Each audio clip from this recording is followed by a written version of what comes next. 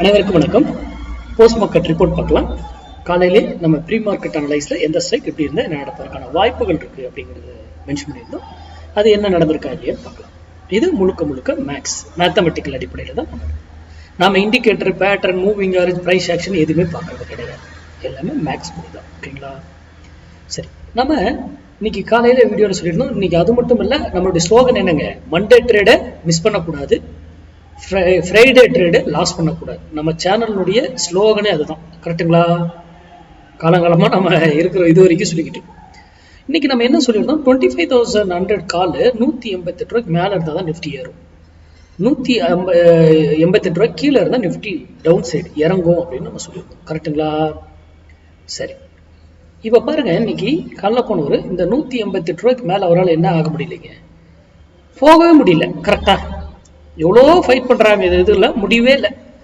அந்த இடத்துல அரெஸ்ட் பண்ணது தான். சரி, அப்போது இவர் கீழே இருக்காருன்னு கன்ஃபார்ம் பண்ணி, அப்போது மார்க்கெட் இறங்க போகுது. அப்போ நீங்கள் ஒருத்தர் பை பண்ணணும் இல்லையா? அவரை என்ன விலையில வாங்கணும்னு இருக்கு, அவருக்கு ஒரு வேல்யூ இருக்கு. ஓகேங்களா? அந்த கால்குலேஷன் வேல்யூல வாங்கினா அவர் ஃபர்ஸ்ட் எங்க போவார், டார்கெட் என்ன, என்ட்ரி எங்க எடுக்கணும், எக்ஸிட் எப்படி ஆகணும். இவர் கீழே இருந்தாலும் அவர் எக்ஸிட் ஆகணுமா? எஸ். அது எல்லாம் எங்க ஆகும்? அதுக்கப்புறம் இவர் இங்க இருந்து இறங்கினவர் இங்க இருந்து ஏன் திரும்பினார், இந்த இடத்துல இருந்து ஏன் இங்க திரும்பணும்? இறங்கினவர் அப்படியே இறங்கி போக வேண்டியது தானே, ஏன் திரும்பினார்? போயிட்டு இது வரைக்கும் மட்டும், அதுக்கப்புறம் போயிட்டு ஏன் இருந்து மறுபடியும் கீழே. இது எல்லாம் நீங்க படிக்கணும். அதனாலதான் சொல்றது, ஆப்ஷன் பையிங் நீங்களே படிங்க. யாருக்கிட்டையும் கிளாஸ் போகணும் அவசியம் இல்லை. என்கிட்ட நிறைய பேர் ரிக்வஸ்ட் கேட்குறீங்க கிளாஸ். நான் ஆப்ஷன் கிளாஸ் வந்து நெக்ஸ்ட் இயர் தாங்க எடுப்பேன். நெக்ஸ்ட் இயர் தான் முடிஞ்சது கிளாஸ். அதனால நெக்ஸ்ட் இயர் தான் ஆப்ஷன் கிளாஸ். எங்கிட்ட கிளாஸ் வரணும் அவசியம் இல்லை, யார்கிட்டையும் போகணும் இல்லை. நீங்க முதல்ல மார்க்கெட்னா என்ன, ஆப்ஷன்னா என்ன அப்படின்னு. இப்போ நான் வந்து இந்த விலைக்கு மேல இங்க இருந்தா அப்பு இல்ல டவுன், நான் என்ன சொல்றேன், இதை வாங்குங்க வீங்கன்னு சொல்லல, மார்க்கெட் டைரக்ஷன் மட்டும்தான் இதுல கொடுக்குறேன்.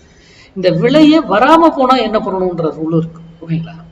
அப்போ நீங்க இந்த விலை வரும்பொழுது மட்டும்தான் யூடியூப் பாக்குறவங்க எடுத்துக்கணும். ஓகேங்களா? அப்போ மார்க்கெட் என்ன இருக்கும், இன்னைக்கு கண்டிப்பா டவுன் ஆயிருக்கும். ஆனா திடீர்னு ஏறி இருக்கும், திடீர்னு டவுன் ஆயிருக்கும். அதெல்லாம் நம்ம போய் மார்க்கெட்ல போய் ஷோ பண்ணி பார்த்து என்ன பண்ண போறோம் சொல்லுங்க?